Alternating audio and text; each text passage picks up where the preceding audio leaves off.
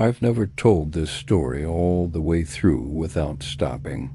Not because it's hard to remember, but because remembering it feels like opening a door that was never meant to be opened again. Even now, years later, when the house is quiet and the lights are off, I still listen for the same sound that started everything.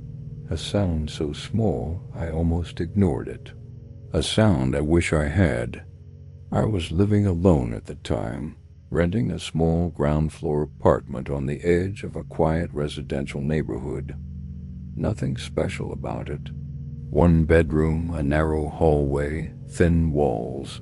The kind of place you choose because it's affordable, not because it feels like home. I was in my late 20s, working long hours, always tired. The kind of exhaustion that makes you blame yourself for everything, every mistake, every missed detail. That matters because for a long time I told myself that what happened was just stress, lack of sleep, my imagination. That excuse stopped working eventually. The apartment backed onto a narrow strip of unused land trees, overgrown bushes, and an old concrete wall. During the day, it looked boring. At night, it became a black mass pressed right up against my bedroom window. The first thing I noticed wasn't visual. It was a sound. A soft, deliberate sound coming from the hallway at night. Not loud, not alarming, just present, like someone shifting their weight. At first, I assumed it was the building settling, pipes cooling, neighbors moving around. Old apartments make noise, it's normal. I'd lie in bed, half asleep, listening, then roll over and forget about it by morning. But the sound kept happening, always between 2 and 3 a.m., always from the same spot in the hallway, right outside my bedroom door. It wasn't footsteps, not creaks. It was breathing, slow, controlled, almost careful. The first night I fully woke up to it, I held my own breath to make sure it wasn't me. The sound continued anyway, in through the nose, out through the mouth. Too steady to be accidental. I stayed perfectly still, staring at the dark outline of my door. The sound lasted maybe 20 seconds, then stopped abruptly, as if whatever was making it had noticed I was awake. I didn't sleep after that. The next morning I checked the apartment. Doors locked, windows closed, nothing out of place. I told myself it was just a dream, but the following night it came back. Same time, same place, breathing. I started sleeping with my bedroom door locked. It didn't help. The sound came anyway, muffled now but closer somehow, as if it had leaned down, placing its face near the crack beneath the door. I tried using noise fans, music, podcasts, but the moment everything went quiet, it returned. Never louder, never aggressive, just patient.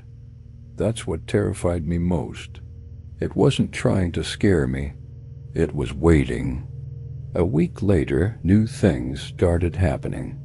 Objects moved not dramatically, not enough to scream or call the police.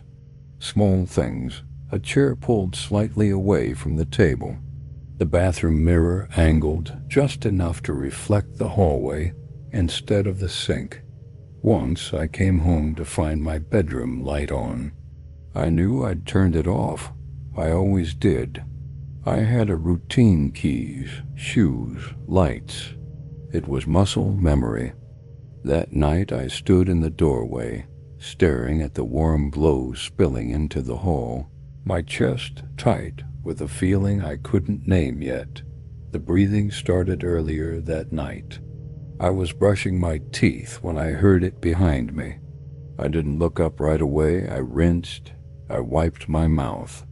I stared at my own reflection, trying to decide if this was the moment I'd finally admit something was wrong. The mirror fogged slightly, as if someone else had exhaled onto it. That was when I turned around.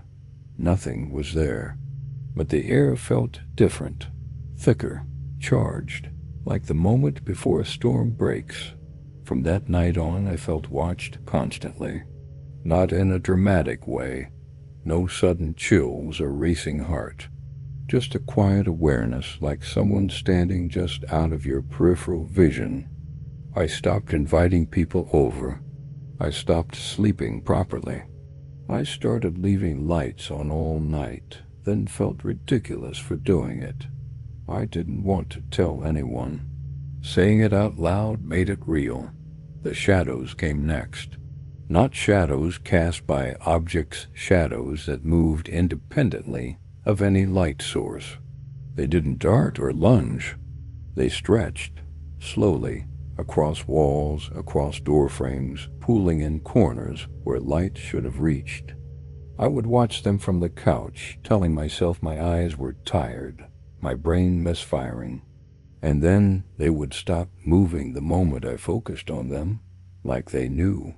The peak moment, the one that finally broke me, happened on a night I almost skipped coming home. I'd worked late, exhausted, numb.